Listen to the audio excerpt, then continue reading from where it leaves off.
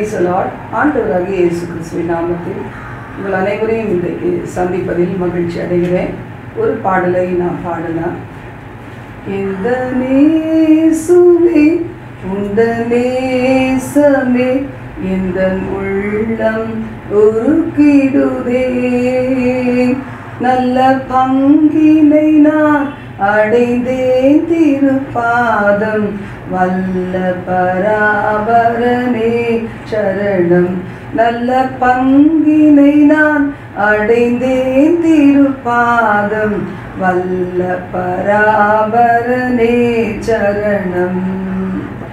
அந்த மாது கண்களி நீரை அன்பறிவும் பாத ஊற்றினாளே, என் இதயமே தைல குப்பியே என்னை நொறுக்கி ஒப்படைத்தேன். எந்த நேசுவே உந்த நேசமே எந்த உள்ளம் உருக்கிடுதே, நல்ல பங்கினை நான் அடைந்தேன் திருப்பாதம், வல்ல பராபரனே சரணம். நல்ல பங்கினை நான் அடைந்தேன் திருப்பாதம், வல்ல பராபரனே சரணம். நன்றி என்றும் நான் மறவேனே, நம்பிக்கை கண்மலை என் இறைவா. எந்தன் துணை நீர் என்னை அறிவீர், எந்தன் பாரம் தாங்கிடுவீர். எந்த நேசுவே உந்த நேசமே எந்தன் உள்ளம் உருக்கிடுதே, நல்ல பங்கினை நான் அடைந்தேன் திருப்பாதம், வல்ல பராபரனே சரணம். உம்மை அன்றி ஆதரவில்லை, உம்முகமே என காருதலே, கைவிடாமல் காக்கும் கரமே கண்கள் அதனை நோக்கிடுதே. எந்த இயேசுவே உந்த நேசமே எந்த உள்ளம் உருக்கிடுதே, நல்ல பங்கினை நான் அடைந்தேன் திருப்பாதம், வல்ல பராபரனே சரணம். லக்கை நோக்கி ஓடுகின்றேனே, லாபமும் நஷ்டமென்றெண்ணுகிறேன். ஒன்றை மனதில் உண்டை நினைவில் சென்றே பரனை கண்டடைவேன். நேசுவே உந்த நேசமே எந்த உள்ளம் உருக்கிடுதே, நல்ல பங்கினை நான் அடைந்தேன் திருப்பாதம், வல்ல பராபரனே சரணம். நல்ல பங்கினை நான் அடைந்தேன் திருப்பாதம், வல்ல பராபரனே சரணம். ஹல்லேலூயா. இந்த நல்ல நாளுக்காக நன்றி அப்பா. இந்த 2 மாதங்களும் கண்ணின் மணி போல பாதுகாத்து, இதோ சகலவற்றையும் புதிதாக்குகிறேன் என்று சொன்னேன். எங்கே இருக்கிறாய் எலியாவே, உனக்கு இங்கே என்ன காரியம் என்று சொல்லி ஆண்டவரே அதன் தொடர்ச்சியாக சில நாட்கள் நாங்கள் தியானிக்கும்படி செய்தேன்.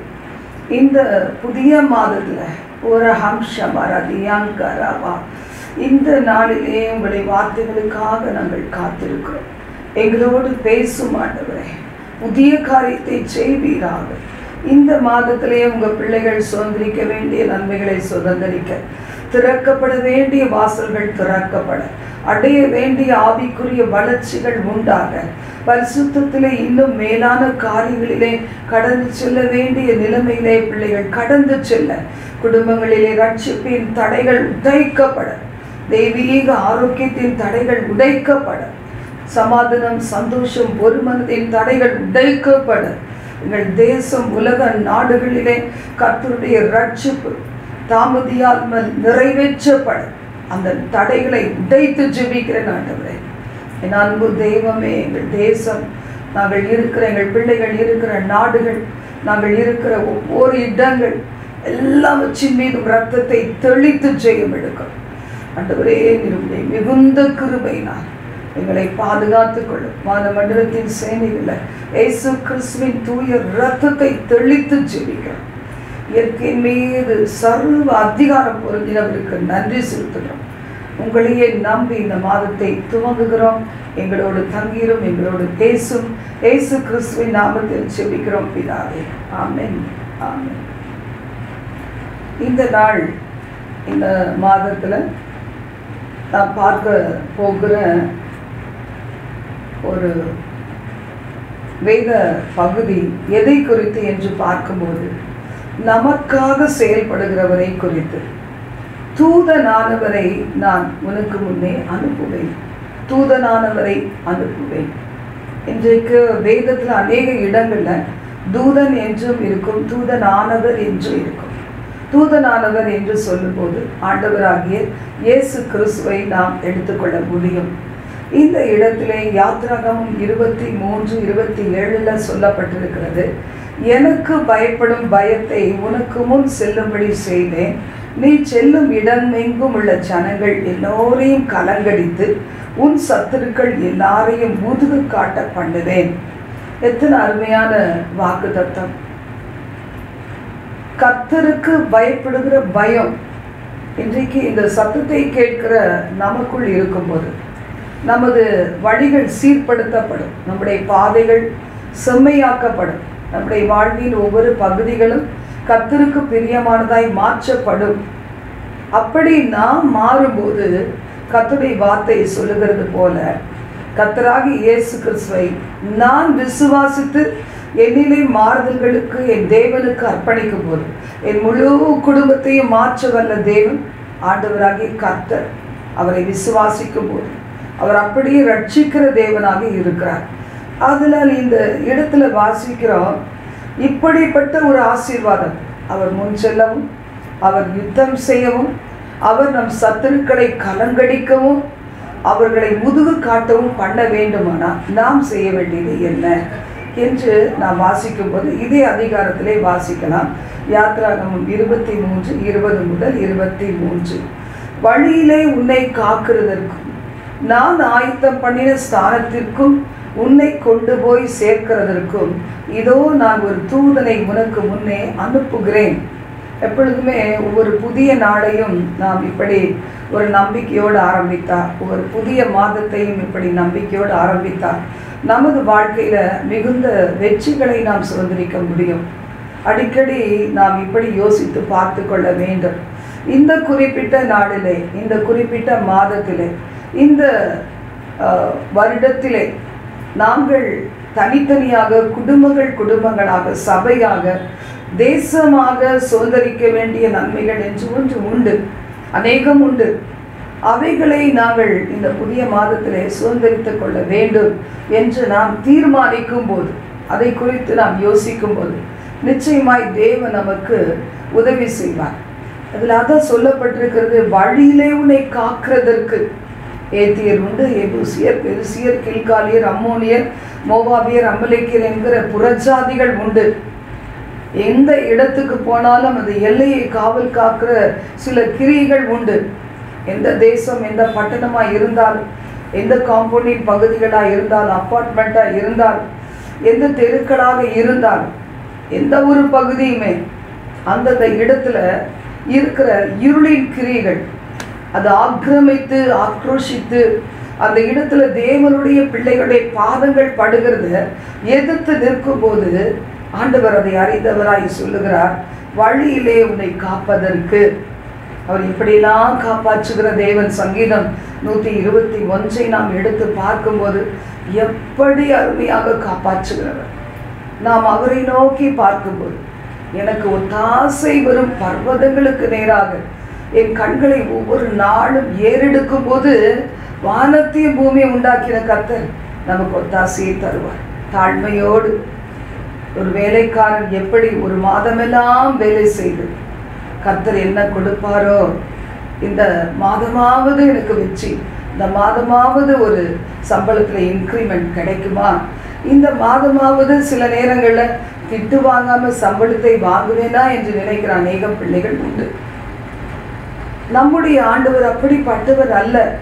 வேலைக்காரனை கண்களை பூத்து போக விடாதவர். அவர் செய்யாததை நமக்கு சொல்லவே மாட்டார். உன் வேலைக்காரனுடைய கண்கள் பூத்து போகாத படிக்கு, அவன் உன்னை நோக்கி என்னிடத்திலே அவன் முறையிடாத படிக்கு. வேலை வாங்கினீன்னா அவனுக்கு அந்த சம்பளத்தை கொடுத்து விடு. அந்த சம்பள பணத்தை கொடுப்பதில் நீ தாமதம் பண்ணக்கூடாது என்று கர்த்தருடைய வார்த்தை சொல்லி இருக்கிறது. அப்போ அதை சொன்ன ஆண்டவராகி கர்த்தர் எப்படிப்பட்டவராக இருப்பார்? வேலையாள் தன் கூலிக்கு பாத்திரம்தான் இருக்கிறான். எவ்வளவு நாம் உழைக்கிறோமோ அதற்கு பலனை கொடுக்கிற தேவன் நம்மோடு இருக்கிறார். நான் ஆயத்தம் பண்ணிய ஸ்தானத்துக்கு உன்னை கொண்டு போய் சேர்க்கிறதற்கு ஒரு தூதனை அனுப்பினேன். நம்முடைய தேவன் வழிகாட்டும் நட்சத்திரமாக வழி காண்பிப்பார். எலியேசரை போல நேர் வழியாய் நடத்தி செல்வார். குறிப்பினால் காரியங்களை உணர்ந்து கொள்ளும்படி செய்வார். இந்த உலகத்தில் இருந்து நம்ம குழப்புகிற அநேக காரியங்களை காட்டிலும் நம்மோடு இருந்து நமக்கு தெளிவை உண்டு பண்ணி நம்மை அவரே கொண்டு போய் விடுகிறேன்னு சொல்றாரு. அந்த தேவன் நல்ல தேவன். அந்த தேவன் நல்லவராக இருக்கிறார். அவர் ஒரு தூதனை அனுப்புகிறேன். இயேசு கிறிஸ்து எங்கெல்லாம் போய் ஊழியம் செய்தாரோ அந்த இடத்துல எல்லாம் 2 பேராக சீஷர்கள் அனுப்பப்பட்டார்கள். அவருக்காக ஆண்டவருக்காக ஒவ்வொரு காரியத்தையும் ஆயத்தம் பண்ண 2 தூதர்கள் அனுப்பப்பட்டார்கள். 2 தூதர்கள் போன்ற சீஷர்கள் அனுப்பப்பட்டார்கள். இன்னைக்கு கூட நம்ம சந்ததிக்கே நாம் ஒரு ஆசீர்வாதமாக இருக்கும்படி உங்களை என்னை ஒரு தூதனாக தேவன் நியமித்திருக்கிறார். நாம் செய்ய வேண்டியதை செய்ய அவர் நம்மை பலப்படுத்துவார். 21 வசனத்தில் வாசிக்கும் போது அவர் சமூகத்தில் எச்சரிக்கையாய் இருந்து அவர் வாக்குக்கு செவி கொடு, அவரை கோபப்படுத்தாதே, உங்கள் துரோகங்களை அவர் பொறுப்பது இல்லை, என் நாமம் அவர் உள்ளத்தில் இருக்கிறது. ஆண்டவருடைய சமூகத்தில் எச்சரிக்கையாய் இருக்க வேண்டும். எப்பொழுதும் ஆயத்தமாக கர்த்தரின் குரல் கேட்பதற்கு நாம் ஆயத்தமாக இருக்க வேண்டும். அவர் வார்த்தைக்கு செவி கொடுத்து அவரை பிரியப்படுத்தும் வாழ்க்கை இந்த மாதமெல்லாம் நாம் மனதிலே தீர்மானம் கொள்ளும் போது, இந்த மாதமெல்லாம் நான் என்ன செய்ய போகிறேன், எனக்கு வாக்குத்தத்த ஆண்டவரை நான் கனப்படுத்த போகிறேன், பிரியப்படுத்த போகிறேன். உலகத்திலே மனிதர்களை பிரியப்படுத்தி நமக்கு என்ன நிரந்தரமாக கிடைத்திருக்கிறது? இதுவரைக்கும் நாம் யோசித்து பார்த்தால் எத்தனையோ பேரை பிரியப்படுத்துவதே சிலருடைய வாழ்க்கையினுடைய எய்மாய் இருந்து அது அவர்களை பிரியப்படுத்தணும், இவர்களை பிரியப்படுத்தணும்னு சொல்லி யாரையெல்லாம் பிரியப்படுத்தினாங்களோ அவங்களே அவர்களுக்கு சத்துருவாய் மாறினது உண்டு, எதிரிகளாய் மாறினது உண்டு. அதனால தான் ஆண்டவர் சொல்லுகிறார், இதையெல்லாம் விட்டுட்டு என் வாக்குக்கு நீ ஜாக்கிரதையாய் செவி கொடு என்று சொல்லப்பட்டிருக்கிறது. என் வாக்குக்கு நீ செவி கொடு, நல்லா கவனி, நன்றாய் கேள், நான் சொல்வதையெல்லாம் செய்வாயாக. அப்போ நான் என்ன செய்வேன்னா, நான் உன் சத்துருவுக்கு சத்துருவாய் மாறுவேன், உன் விரோதிகளுக்கு நான் விரோதியாய் மாறுவேன். இன்னைக்கு அப்படி யாராவது இருந்தால் நம்ம என்ன செய்யலாம்? அமைதியாக இளைப்பாறலாம். ஆவியின் கனி நம்மை விட்டு ஒன்றும் எடுப்படாது. சில நேரங்களில் நாம் பேசி விடும்போது ஆண்டவரை துக்கப்படுத்துவது போல உணர்கிறோம். சில நேரம் நம்ம நினைக்கிறோம் எனக்காக தேவன் ஒரு வார்த்தை பேச மாட்டாரா, எனக்காக வழக்காட மாட்டாரா, நானே தான் நிற்கணுமா, என்னை அமரச் செய்து கர்த்தர் எனக்காக செய்து முடிக்க மாட்டாரா என்று சொல்லி ஏங்குகிறோம். அவர் செய்வேன்னு சொல்லி இருக்கிறார். எப்பொழுது என்று சொல்லும்போது நாம் மேலே வாசித்தது போல தேவன் சொல்வதையெல்லாம் கவனமாய் கேட்க. சாமுவேல் கேட்டார், ஆனால் ஏலிக்கு கேட்க முடியல. ஏன்னா ஏலியுடைய உள்ளம் துக்கத்தினால் நிறைந்திருந்தது, சரீரம் பலவீனப்பட்டு போயிருந்தது. நம்முடைய சூழ்நிலைகள் எல்லாம் நல்லா இருக்கும்போது பார்த்தீங்கன்னா நம்ம சரீரம் கூட மிகவும் நேர்த்தியாக இருக்கும். ஆனால் சூழ்நிலைகளில் சில பிரச்சனைகள், மாற்ற முடியாத காரியங்களாக இன்றைக்கு தோன்றுகிற காரியங்கள், இதை பார்க்கும்போது நம்முடைய ஆத்மாவும் கூட அப்படியே சோர்ந்து போய் விடுகிறது. ஆனாலும் சோர்வுகளை நீக்குகிற ஒரு தேவன் இருப்பதனால்தான் நம்ம இன்றைக்கும் உயிரோடு ஜீவனுள்ளவருடைய தேசத்தில் நல்ல ஆரோக்கியத்தோடு இருக்கிறோம். இது அநேகருக்கு ஒரு புதுமையான காரியம். தேவனுடைய வார்த்தை சொல்லுகிறது, ஏன் தூதனானவர் உனக்கு முன் சென்று எமோரியரும் ஏத்தியரும் பெரிசியரும் கானானியரும் ஏவியரும் எபூசியரும் இருக்கிற இடத்துக்கு உன்னை நடத்தி கொண்டு போவார், அவர்களை நான் அதம் பண்ணுவேன். எவ்வளவு நல்ல தேவன்! அங்கே கொண்டு போய் அந்த சத்துருவை நம்ம கையில் ஒப்பு கொடுக்கறதுக்காக தான் கொண்டு போறாரு தவிர யுத்தம் செய் என்று சொல்லி நம்மை நிறுத்துவதற்காக அல்ல. சில நேரங்களில் நம்ம ரொம்ப நம்புறவங்க நல்லா நம்மளோட பேசி நம்மை கூட்டிட்டு போய் நமக்கு யார் எதிராக இருக்கிறார்களோ அவர்கள் கருத்தை நம்ம மாட்டி விட்டுட்டு அவங்க போயிடுவாங்க. இதுதான் உலகம். அவங்க எல்லாரும் ஒரு குரூப் ஆஃப் பீப்புளாக கலந்துருவாங்க, ஒன்றாய் கூடிடுவாங்க. ஆனால் கர்த்தர் அப்படிப்பட்டவர் அல்ல. ஆண்டவராகிய கர்த்தர் நம்மை காப்பாற்றுகிற தேவன், தம்மை நம்பி வந்த பிள்ளைகளை புறக்கணியாத தேவன்.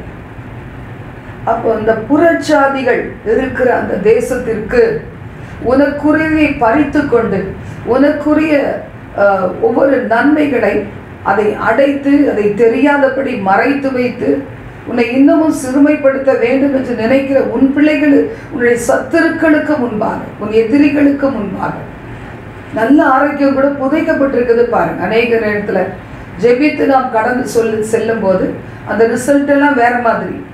ஆனால் நம்ம ஜெபிக்காத படிக்கு ஒரு சின்ன சின்ன காரியத்திற்கும் டாக்டருங்க கிட்ட ஓடிட்டு மருந்துகள் மாத்திரைகள் ட்ரீட்மெண்ட்டுகள் என்று அலைந்து திரியும் போது அவர்களே தெய்வத்தின் ஸ்தானத்தில் நம்ம ஏற்றி வைத்து விடும்போது நம்ம என்ன செய்கிறோம்? கலங்கி போகிறோம். கர்த்தருடைய வார்த்தையை சொல்லுகிறது, அவளை காலில் விழுந்து கூட அநேகர் என்ன செய்வாங்க, எத்தனை கோடி வேணா பணம் கொடுக்குறேன், இந்த நபரை காப்பாத்துங்க என்று கெஞ்சுவாங்க. சில பேர் எப்படியாவது முடிக்க முடியுமான்னு கேட்குறவங்களும் இருப்பாங்க. உலகத்தில் மனிதர்கள் பல வகை.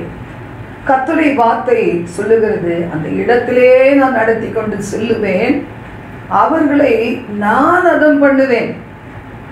இன்னைக்கு அப்படித்தானே இன்டர்வியூக்கு போகிற எத்தனையோ பேர் இருந்தாலும் உங்களை விட அதிகமாக நேர்த்தி அழகானவங்க, படித்தவங்க, திறமை உள்ளவங்க, ரெக்கமெண்டேஷனில் ஒரு வேளை வரலாம், பெரிய பணம் படித்தவங்களாக இருக்கலாம். ஆனால் சில நேரங்களில் நீதி ஜெயிக்கும். அவர்களெல்லாம் தள்ளிவிட்டு உங்களை மட்டும் அவர் சூஸ் பண்ணுறாரே, அப்போ நீங்கள் எப்படி இருக்கணும், நான் எப்படி இருக்கணும்? பூச்சக்கரத்தில் எவ்வளோ பேர் இருக்கிறாங்க. ஏன் என் தேவனாய் கர்த்தர் என்னை மட்டும் தெரிந்து கொண்டார்? ஓ, நான் அதற்கு தகுதியுள்ளவளாக இருக்க வேண்டும்.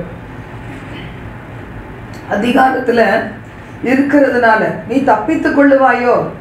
மொர்தெகாய் எஸ்தரை பார்த்து கேட்குறார், நீ ராஜ அரண்மனையில் இருக்கிறாய், யூத குலமெல்லாம் அழிய போகிறது, நீயும் யூத மார்க்கத்தை சேர்ந்தவள், ஒருவேளை நீ அரண்மனையில் இருக்கிறதுனால தப்பித்து கொள்ளுவாயோ? அப்படியேதான் நினைச்சிருக்கியா? நிச்சயமா யூத குலத்தை காப்பாற்ற ரட்சிப்பு யாரோ ஒருத்தரத்திலிருந்து வரும். ஆனா நீ தப்ப மாட்டாய், நினைவு கொள் என்று சொல்லும்போது எஸ்தர் ராஜாத்தி தன்னுடைய ஜீவனையும் பணயம் வைத்து யூத குலத்தை காப்பாற்ற ராஜாவுடைய சமூகத்துக்கு போனாங்க என்பது நமக்கு நல்லா தெரியும்.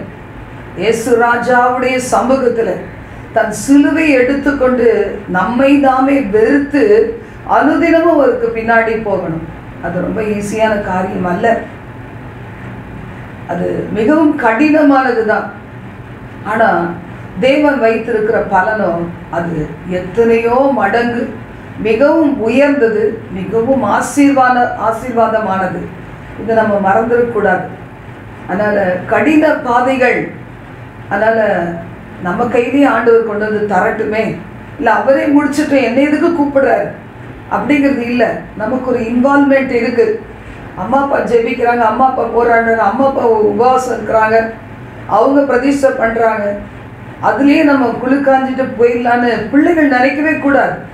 எவ்வளோ நாள் அம்மா அப்பா இருப்பாங்க இந்த மோசமான உலகத்தில், வேதனை நிறைந்த உலகத்தில் எவ்வளோ காலங்கள் இருப்பாங்க?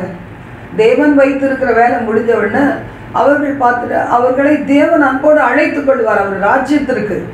அதற்கு பிறகு எப்படி நிலை நிற்க முடியும்? உதாரணத்துக்கு எடுத்துக்கிட்டிங்கன்னா, ஒரு தாத்தா பாட்டி காலத்தில் தாத்தா பாட்டி அவங்க அம்மா அப்பா எல்லாம் திறமைசாலிகளாக இருப்பாங்க. பணத்தை அவங்க அம்மா அப்பா ஒரு மடங்கு சம்பாதிச்சு வச்சுருந்தா அவங்களுடைய பிள்ளைகள் பார்த்தீங்கன்னா அதை 1000 மடங்கு ஆக்குறவங்க இருப்பாங்க. ஆனால் அதுக்கு பிறகு ஒருத்தர் வந்து அதுக்கு பின்வருகிற ஜெனரேஷன் இந்த பணம் காசை மதிக்கவோ, அதை பெரிதாக்கவோ, அதை பிடித்து கொள்ளவோ, அதை மதித்து நடத்தவோ, அதை எப்படி விருத்திகளை செய்கிறோம் அது தெரியவோ இல்லைன்னா என்ன யூஸாக இருக்கும், என்ன பலன் இருக்கும்? அவளை மறித்து அவங்க எங்கெங்கே போனமோ போயிடுவாங்க. இந்த பிள்ளைகள் திக்கச்சு நிற்பாங்க, திகைத்து நிற்பாங்க. அதனால்தான் எல்லா காரியத்திலும் எல்லாரும் பழக்குவிக்கப்பட வேண்டும். சில இடங்களில் பெண்கள் உதாசீனப்படுத்துவாங்க. என் ஹஸ்பண்ட் சிக்கான சமயம் திடீர்னு அவங்களுக்கு ஒரு 1.5 வருஷம் கிட்டத்தட்ட ஒரு பயங்கர ஷாக்கான ஒரு காரியத்தை பார்த்தாங்க. உடனே அவங்களுடைய உடம்பும் சுகம் இல்லாமல் இருந்ததுனால 1.5 இயர்ஸ் அவங்களுக்கு அந்த ஸ்ட்ரக் ஆயிடுச்சு மூளையை. ஈவன் அவங்க பேர் கூட தெரியாது, பேரை கூட எழுத வராது, ஏபிசிடி தெரியாது, நேராக பார்க்க தெரியாது, என்னை தவிர யாருமே தெரியாது, யாருன்னு சொல்கிறதுக்கு தெரியாது, என் பிள்ளைகள் கூட தெரியாது. அப்படிப்பட்ட காலங்களில் போயிட்டு இருந்தோம். அப்போ அந்த நேரத்தில் பாருங்கள், முழுவதும் மறக்கப்பட்ட நிலைமை. அப்புறம் பிசியோ வைத்து நாங்களே அந்த டாக்டர் சொல்லுவாங்க, ஓயாமல் பேசிகிட்டே இருங்க, அவரை வந்து தனிமையில் விட்டுறாதீங்க அப்படின்னு சொல்லும்போது நாங்கள்லாம் எப்போதும் பேச்சு கொடுத்து கொண்டே இருப்போம். எங்கள் வீட்டில் வேலை செய்த ஒரு டிரைவர், அவனும் அப்படி தான், ரொம்ப பேசுவான், பேசிக்கொண்டே இருப்பான். இப்போ அவங்களுக்கு ஏற்றது போல் பேசும்போது கொஞ்சம் கொஞ்சமாக அவங்க நார்மல் கண்டிஷனுக்கு வந்தாங்க. இன்றைக்கி அநேக நேரத்தில் பார்த்திங்கன்னா இப்படித்தான் சில பேர் வாழ்க்கையினுடைய கஷ்டங்களை ஏதோ ஒரு பெரிய பெரிய எரிகோ போல் பார்க்கறதுனால அவங்க என்ன செய்கிறாங்க, அப்படியே தளர்ந்து போயிடுறாங்க. ஆனால் எனக்காக ஒரு இயேசு இருக்கிறாரு, என்னை பரலோகத்துக்கு கொண்டு போகிற வரைக்கும் ஒரு கர்த்தர் இருக்கிறாரு, அதை நம்ம அநேக நேரம் மறந்துடுறோம். எனக்காக யார் இருக்கா, கர்த்தர் மட்டும்தானே அப்படின்னு நினைக்கிறோம். அந்த நினைவிலிருந்து நாம் வெளியே வர வேண்டும். கர்த்தர் மெல்லமாக என்னை அந்த நினைவுகளில் இருந்து என்னை தப்புவித்து அவர் கரம் பிடித்து அழைத்து என்று அவரோடு பின்னி பிணைந்த ஒரு வாழ்விலை வைத்திருக்கிறார். உங்களையும் அப்படி செய்வார். அதனால் எல்லாரும் ஒரு காரியத்தை தெரிந்து கொள்ள வேண்டும். அந்த நாட்களில் ஒரு பேங்க்குக்கு போய் எனக்கு அதை ஃபில்லப் பண்ண கூட தெரியாது, ரசீட்லாம் ஃபில்லப் பண்ண கூட தெரியாது. நிறைய திட்டு வாங்கியிருக்கிறேன். ஒரு முறையும் ஆண்டவரே இவங்க எதுவும் திட்டிடக்கூடாது, ஜம்ப் பண்ணிகிட்டே போவேன். அப்படி ஒன்று அதுக்கு பிறகு தான் உலகத்தின் காரியங்களை கற்றுக்கொண்டேன். இது என்ன பண்ணணும், எப்படி அப்ரோச் பண்ணணும், எப்படி பேசணும், எதில் இருக்குது இதனுடைய டீட்டெயில்ஸு எல்லாமே அப்புறம் தான் தெரிஞ்சுது. நாம் அப்படி இருக்கக்கூடாது. கர்த்தருடைய வார்த்தை என்ன சொல்லுகிறது, நான் செய்வேன், நீ ஏன் கூட வந்து நிற்கணும் அப்படின்னு சொல்கிறார். நின்னா போதும், மோசேக்கு ஆரோன் ஊர் நின்னா போதும், வெற்றி நிச்சயம். கீழே அமலேக்கியர் பட தோத்துக்கிட்டே போகுது, நிற்கணும், அதுதான் விஷயம். தேவனோடு நிற்கணும். அது சொல்கிற, நீ எனக்கா நில்லு, நான் உனக்காக நிற்பேன்னு சொல்கிறார். உன்னை விட்டு விலகவும் மாட்டேன், உன்னை கைவிட மாட்டேன்னு சொல்லுகிறார். அடுத்து இந்த தேவநாயகத்தை நமக்கு என்ன சொல்கிறாரு அப்படின்னு கேட்டால், இப்படிலாம் செய்யும்போது நீ புறஜாதிகளுடைய மார்க்கத்தை கற்றுக்கொள்ளாதே. புறஜாதிகள் என்ன செய்கிறாங்க அதையெல்லாம் கற்றுக்கொள்ளாது. சில பேர் மேலே போன உடனே ஆண்டவரை மதிக்கவே மாட்டாங்க, வார்த்தையை மதிக்கவே மாட்டாங்க, அபிஷேகத்தை மதிக்கவே மாட்டாங்க, ஆவியானவரை இழந்துருவாங்க. ஒரு நாளில் அந்நிய பாஷையை பேசி தீர்க்கதரிசனம் சொன்ன பிள்ளைகள் அந்நிய பாஷைனா என்னன்னு கேட்குற லெவலுக்கு ஆயிடுவாங்க. கர்த்தருடைய வார்த்தை யாத்திராம் 23, 24 முதல் 26 சொல்லியிருக்கு, நீ அவர்களுடைய தேவரை பணிந்து கொள்ளாமலும் தேவர்களை அவர்கள் செய்கைகளின்படி செய்யாமலும் அவர்களை நிர்மூலம் பண்ணி அந்த சிலைகளை உடைத்து போடுவாயாக. உங்கள் தேவனாகிய கர்த்தரையே சேவிக்க கடவீர்கள். அவர் உன் அப்பத்தையும் உன் தண்ணீரையும் ஆசீர்வதிப்பார். வியாதியை உன்னிலிருந்து விலக்குவேன். கற்பம் விழுகிறதும் மலடும் உன் தேசத்தில் இருப்பது இல்லை. உன் ஆயுசு நாட்களை பூரணப்படுத்துவேன். கர்த்தருடைய வார்த்தையை சொல்லுகிறது. புறஜாதிகளுடைய மார்க்கத்தை கற்றுக்கொள்ளக்கூடாது. இன்னைக்கு அநேகர் செவ்வாய்க்கிழமை வெள்ளிக்கிழமை அவர்கள் வீட்டில் எப்படி சாம்பிராணி போக போடுறாங்களோ அதே மாதிரி சாம்பிராணி போடுகிற கிறிஸ்தவர்கள் இருக்கிறாங்க. அது ஒரு காலத்தில் தலைக்கெல்லாம் போடுவாங்க, குழந்தைகளுக்கு போடுவாங்க, அதுக்கு பிறகு இதெல்லாம் போட்டால் அது காதுல ப்ராப்ளம் வரும்னு இப்போ பிள்ளைகளுக்கு கூட போடுறது கிடையாது. அவர்கள் ஏதோ ஒரு காரியத்திற்காக பழைய ஏற்பாட்டு முறைமையின்படி ஏதோ அவங்க சாம்பிராணியோ மற்ற நறுமணமான ஏதோ பொருட்களோ அவங்க செஞ்சுக்கிறாங்க. அதை அப்படியே ஃபாலோ பண்ணுகிற கிறிஸ்தவர்கள் இருக்கிறாங்க. ஆண்டவருடைய வார்த்தை சொல்லுது, அவங்களும் செய்கிறாங்க, நாமளும் செய்யலாம் என்று அப்படி சொல்லும்போது கர்த்தருடைய வார்த்தை சொல்லுகிறது, அதை கற்றுக்கொள்ளாதே, தனித்துவமாக நின்று. எப்படி இருந்த உன் எதிர்களை உனக்கு ஒப்பு கொடுத்து உன்னை வாட்டி வதைத்த வியாதி விலக்கி எல்லாம் நார்மலாக்கி இந்த அளவுக்கு உன்னை ஜீவனுள்ள தேசத்தில் வச்சிருக்கிறனே, அவர்களுடைய மார்க்கத்தை கற்றுக்கொள்ளாதே. விசுவாசக்கிட்ட போய் நிற்காது. கம்ப்யூட்டர் பொம்மை என்ன சொல்லுது என்னை பற்றி கேட்க போவாதே. வாஸ்து சாஸ்திரங்களை பார்த்து நீ உன்னுடைய வீட்டில் இருக்கிற அந்த பெயிண்டிங்கை மாற்றாத. இன்னைக்கு நிறைய பேர் அப்படி எல்லாம் செய்தவங்க இருக்கிறாங்க. இப்போ இருக்காங்களான்னு தெரியல. ஒரு முறை எங்களுடைய வீட்டில் அப்படி சில பிரச்சனைகள் வந்து நாங்கள் அந்த வீட்டில் இருக்கும்போது என்னுடைய மகனுடைய ஃப்ரெண்டு சொன்னான்ட்டு என் பையன் சொன்னான், அம்மா நம்ம இந்த பெயிண்டிங்கை மாற்றிக்கலாமா? இல்லைன்னா பெயிண்டிங் இல்லை, அந்த கிச்சன் எடுத்து பாத்ரூம்லேயும் அவன் பாத்ரூம் இருக்க பிளேஸில் கிச்சனையும் வச்சுட்டா நமக்கு இந்த பிரச்சனையே வராதாம்மா, யாருமே எடுத்து நிற்க மாட்டாங்களாம் அப்படின்னு. அன்றைக்கி ராத்திரி நான் ஆனால் இது தப்புன்னு எனக்கு நல்லா தெரியும். கர்த்தர் அதை இன்னும் அதிகமாக உணர்த்து வைக்கிறதுக்காக அன்றைக்கி ராத்திரி என்னோட இடைப்பட்டார். நீ செய்ய மாட்ட, ஆனால் உன் பையனும் செய்ய மாட்டான், ஆனால் அந்த பையன்ட்டு கொடுத்துட்டு இதை செய்ய எங்களுக்காக செய்யன்னு சொல்கிறதுக்கு நீ இணங்கிடுவியா? அப்போ நீ தானே பாவம் செய்கிற என்று சொல்லி அதை குறித்து கண்டித்து உணர்த்தினார். நான் கேட்க தான் செய்தேன், பதில் சொல்லலை. ஆனால் அதற்கு ஆண்டவர் கண்டித்து உணர்த்தினார். அது மாதிரி தான் இன்னைக்கு கர்த்தருடைய வார்த்தை சொல்லுகிறது, இத்தனை நேர்த்தியாய் இந்த மாதமெல்லாம் உன்னை நடத்துவேன். நாங்கள் யாரு அப்படி உமக்குள்ளன்னு ஆண்டவருக்குள்ளன்னு தியானிச்சுட்டு வரீங்களே, அப்போ நான் ஒவ்வொரு நாளும் நீங்கள் எனக்குள்ள யாரு, எப்படி ஜெயம் பெறணும், எப்படி வெற்றி வாழணும் எல்லாம் சொல்லி கொடுப்பேன். ஆனால் புறஜாதிகளுடைய மார்க்கத்தை நீங்கள் கற்றுக்கொள்ளாதீர்கள் அப்படின்னு சொல்லி கர்த்தர் நமக்கு எச்சரிக்கையாக சொல்கிறார். இந்த மாதமெல்லாம் ஜெயமாக இருக்கணுமா? தேவனை பிதாவாகி தேவனை ஸ்தோத்திரிப்போம். ஆண்டவராகிய இயேசு கிறிஸ்துவின் வார்த்தைகள் ஆவியானவர் மூலம் நமக்கு சொல்லப்படும் போது செவி கொடுப்போம். நேர்த்தியாய் நடத்தி சொல்லுகிற தேவன், அவரை மதிப்போம், அவர் வார்த்தைகளுக்கு மதிப்போம். அநேகம் பிள்ளைகள் தன் தாய் தகப்பனுக்கு என்ன வேணும் எல்லாம் செய்வாங்க, ஆனால் சில வார்த்தைகளுக்கு மட்டும் பதில் கொடுக்கவே மாட்டாங்க, செவி கொடுக்கவே மாட்டாங்க. எவ்வளவு வேதனையாக இருக்கும். இந்த மாதிரி தானே கர்த்தருடைய இருதயம் வேதனைப்படும். இந்த சத்தம் கேட்குற பிள்ளைங்க நீங்கள் ஒருவேளை உடைச்சிருக்கலாம். உங்கள் வேதனை ஆண்டவருக்கு தெரியும், அவர் மாற்றுவார். ஜெபிக்கலாமா? எங்கள் பரலோக தேவனை, இந்த புதிய மாதத்தில் எங்களை கொண்டு வந்த தேவன், உனக்கு முன்னாடி நான் தூதனை அனுப்புவேன் என்று சொல்லி எங்களோட பேசியிருக்கீங்கப்பா. தூதனானவர், கர்த்தருடைய தூதனானவர் ஆண்டவராகிய இயேசு கிறிஸ்துவின் பிரசன்னம், திரியேக தேவனுடைய பிரசன்னம் இந்த மாதம் முழுவதும் எங்கள் முன்பு செல்லுவதாக. எங்கள் குடும்பத்தினர், எங்களுடைய பிள்ளைகள், எங்களுடைய ஹோல் ஃபேமிலி, எங்களுடைய சந்ததிக்கு முன்பாக உங்கள் சமூகம் செல்லுவதாக. ஆண்டவரே, வழி காண்பிப்பீராக, பேசுவீராக. உங்கள் சத்தத்திற்கு செவி கொடுக்க எங்களை அர்ப்பணிக்கிறோம். ஜெயத்தின் மேல் ஜெயம் கொடுத்து தலை நிமிர்ந்து வாழப்படும் ஒரே ஒரு வாழ்க்கை, எங்கள் வாழ்க்கையின் இறுதி மூச்சு வரைக்கும் உங்களையே நாங்கள் உயர்த்தி காண்பித்து மேன்மைப்படுத்தி இது யார் செய்தது? கர்த்தர். இது எப்படி நடந்தது? தேவனால். இது எப்படி சாத்தியமானது? கர்த்தருடைய வார்த்தையினால். எப்படி நீ சுகம் பெற்றாய்?